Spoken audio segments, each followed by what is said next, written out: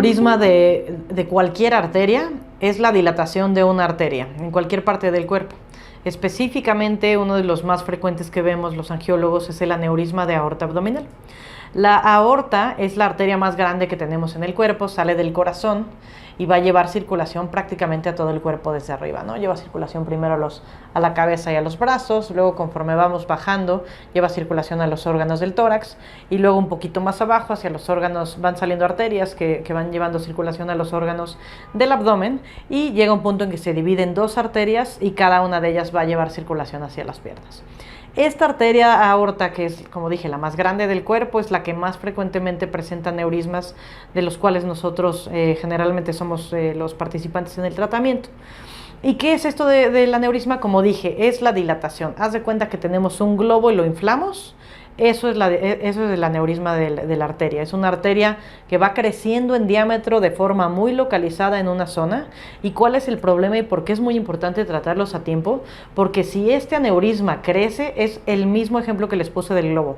Va a llegar un punto en que yo termino de inflar el globo y el globo ya no va a aguantar la presión y se va a romper.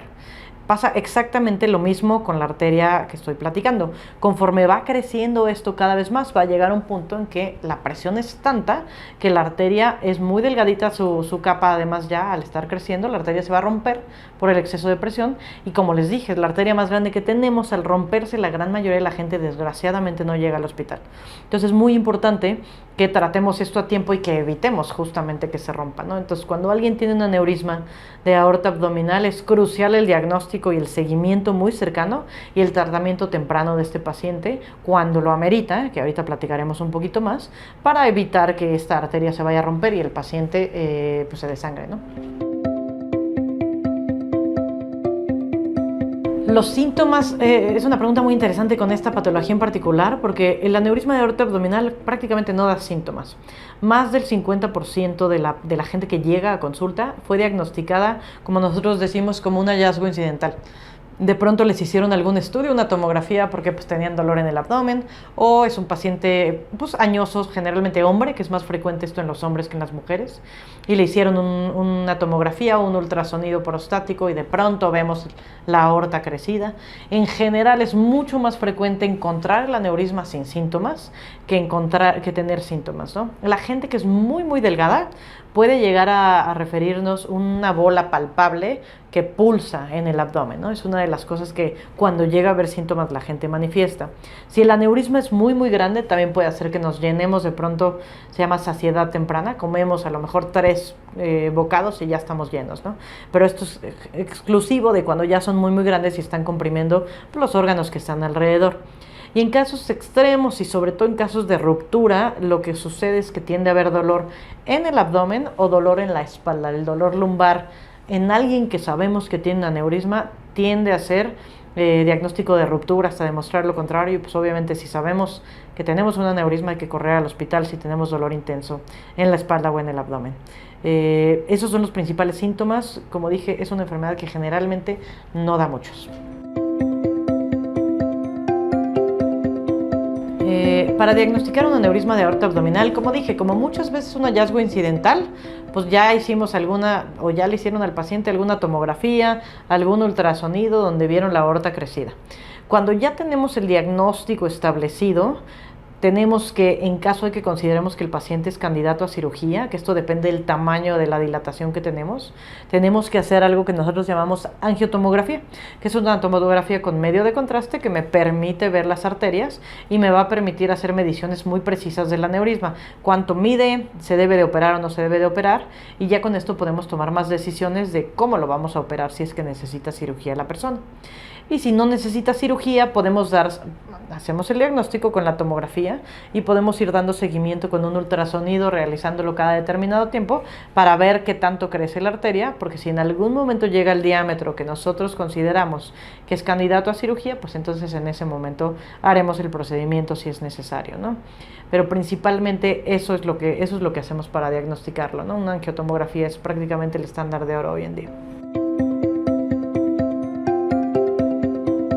el tratamiento del aneurisma de aorta abdominal, como dije, depende de qué tan crecida está la arteria. Si tenemos una arteria de 5.5 centímetros o más en hombres o de 5 centímetros en mujeres, ese es el momento donde nosotros tomamos la decisión de operar. Hay muchos otros criterios, es uno de los más importantes, pero principalmente el diámetro es el que nos va a determinar si vamos a quirófano o no. ¿Y cuál es la razón? Se han hecho muchos estudios a lo largo del tiempo de este tema y se sabe perfectamente que a partir de ese diámetro es cuando más tenemos ya riesgo de que esta arteria pueda romperse, ¿no? Entonces, antes de esto el riesgo de ruptura es tan bajo que no vale la pena hacer una cirugía de este nivel de riesgo. Entonces, nada más vigilamos a nuestro paciente y hacemos las mediciones cada determinado tiempo, como dije.